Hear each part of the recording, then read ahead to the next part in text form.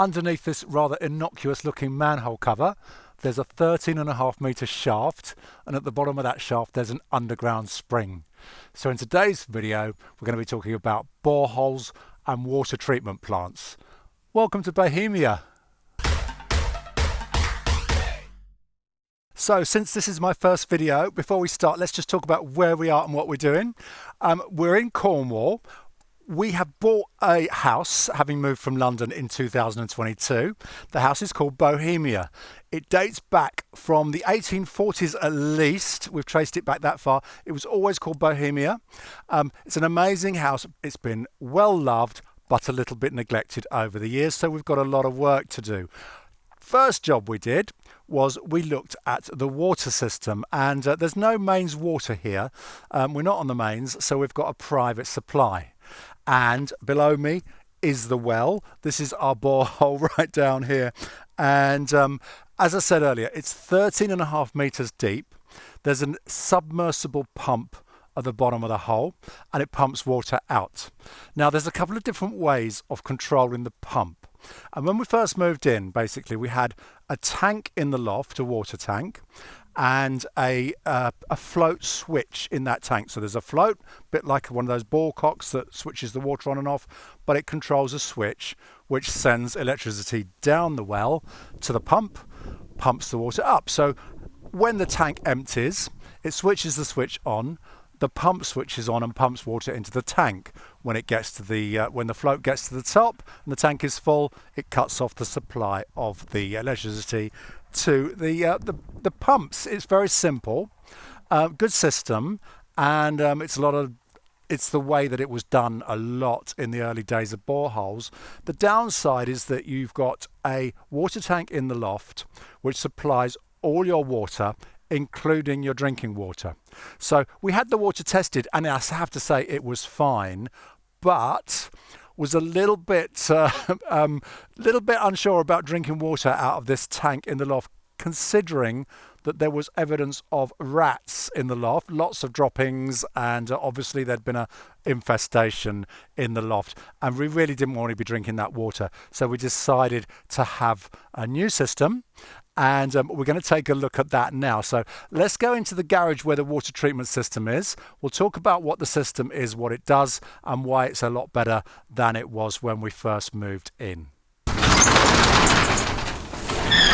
So some of this is the existing equipment and some of it is brand new that we had put in. We had a new pump put in at the bottom of the borehole, which, as I say, 13.5 meters down, a 550 watt pump, which is plenty powerful enough to drive the water up out of the borehole and into the pressure vessel. So this is new. We had a pressure vessel put in, and this is a direct replacement for the water tank in the loft. This is a 100 litre vessel, okay, and it maintains the pressure. So basically, the pressure is maintained between 3 and 4 bar, which means our pressure to the house is always between 3 and 4 bar. This pressure vessel has a pressure switch on top. When the pressure drops to 3 bar or below, the pump kicks in and it pressurizes the vessel back up to 4 bar, at which point it stops. The main reason for both the pressure vessel or the tank in the loft is that you don't want the pump to keep switching on and off every time you run a tap, every time the washing machine turns on, anything like that. You want to smooth it out, otherwise it reduces the life of the pump. So the pump actually only has to switch on every now and again just to recharge the pressure vessel, or in the case of the old system, to top up the tank in the loft. Now, next to the pressure vessel, we've got the pH balancer. Okay, this balances the pH. It's quite common for spring water to be slightly acidic, and there's a substance in here that the water passes through, and then I don't know what it does, to be fair, but it balances the pH. That's all we need to know. And this was here before, but we had this system added on, which is a backwash system, which washes it out during the night when you're not using water, and then there's just a little pipe that goes through the wall there and just takes it out into a soakaway. We've also got a debris filter here, and the ultraviolet basically that just sterilizes the water, kills any bacteria. That's the existing system, but we had a new tube put in there to they recommend you replace the tube about once a year. We're going to get it serviced. I have to say, the whole system was put in by a local company in Cornwall called Chen Pumps. So thank you very much to Nathan and his team from Chen Pump. Did a really good job here. There's electrics associated with it as well, all fitted in. So let's just take a look at this pressure. At the moment, we're on about just over 3 bar. So what I'm going to do is I'm going to run some water out of the system using the hose, and then we'll see the pressure drop, and then we'll see how quickly the pump can pump that back up to 4 bar. You'll be quite surprised how powerful that pump is and how quickly that gets up to 4 bar. So I'm going to take the hose. I'll just point it at the car so we can get a little wash of the car while we're doing it. Turn the water on. We'll watch that that gauge there, and hopefully we'll see as I run the water, it will start to drop quite slowly because there's lots of pressure in the vessel. Oh, I'm just making the garage all wet. And then we should hear, at least I will hear, the pump kicking in when we get below. It's below 3 bar now.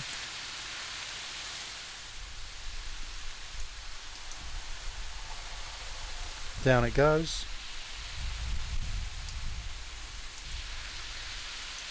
Pressure's still dropping a little bit. I don't think the pump's kicked in yet.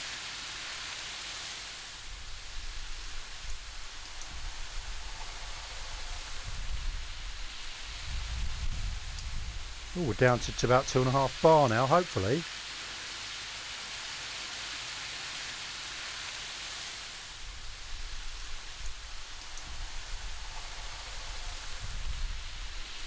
There it goes. I just heard it click. The valve detected the pressure, and you can see how quickly, I'll just stop that now, you can see how quickly the pressure is rising as the pump pumps water in. Even if I run the hose, it's still capable of driving the water out of the hose and increasing the pressure in the pressure vessel, which is good. Let's just turn that off, put that down, and we should see once it reaches just shy of 4 bar, and the pump's now switched off. It took a matter of seconds, less than a minute, to recharge it. Okay, so quite a lot of water. That's 100 litres in that tank. Quite a lot of water. And yeah, that's it. So now that's going to be supplying water for in the house. It's going to be it's going to just keep going for the next few hours until we've used up enough water that it drops right down below. What was it? 2.5 bar. To be fair, we don't notice it in the house. You don't notice the change in pressure. Yeah, it seems pretty consistent. We're not noticing a huge difference, even with a shower or something like that. I don't know what else I can say about this. It's a good system. We got I say free water. It's sort of free water. Obviously, we have to have it serviced, and we have to pay for the electricity for the pump. So there is a cost involved. We are hoping, and this is going to be future videos as we proceed with this project. There's lots of exciting things coming up. We're going to be looking at the new electric system. We're going to be looking at our new hot water system very, very soon. That's already in place. And then as the months go by, we're going to go for solar panels. We're going to have hopefully some battery storage in here as well somewhere. And we're looking to make this a really environmentally friendly home.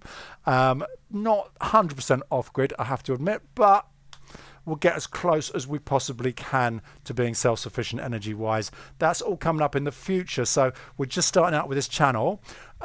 Please subscribe. It's really important. New channel.